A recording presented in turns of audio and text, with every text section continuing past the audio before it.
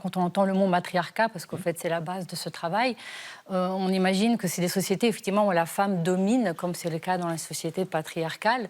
Sauf que ce qui est intéressant dans ces sociétés-là, c'est qu'il n'y a pas de question de domination. Il y a vraiment un équilibre entre les hommes et les femmes, où chacun a plus ou moins son rôle à jouer. Et donc, on préfère utiliser le mot matrilinéaire que matriarcat. Parce que la matrilinéaire veut dire donc que la transmission passe par la filière féminine, donc c'est les filles qui héritent des biens et non les garçons.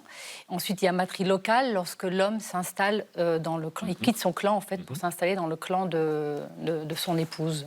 Alors, vous passez en revue dans cet ouvrage et on voit les formidables photos, les superbes photos de ce livre, un certain nombre d'exemples de sociétés dans différents pays. Prenons par exemple les Nyimba au Népal. En quoi consiste la polyandrie fraternelle qu'ils pratiquent? Quel est ce principe? En quoi ça consiste?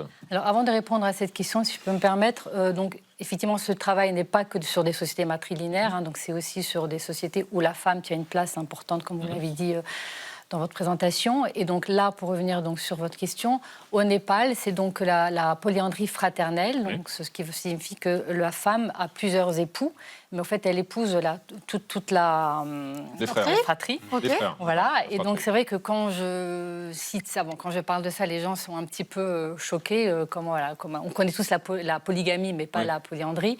Et au fait, ça existe que dans cette partie du monde, au Bhoutan, Tibet, Népal. Himalaya, en fait. Dans les sociétés himalayennes, en fait. Voilà, exactement.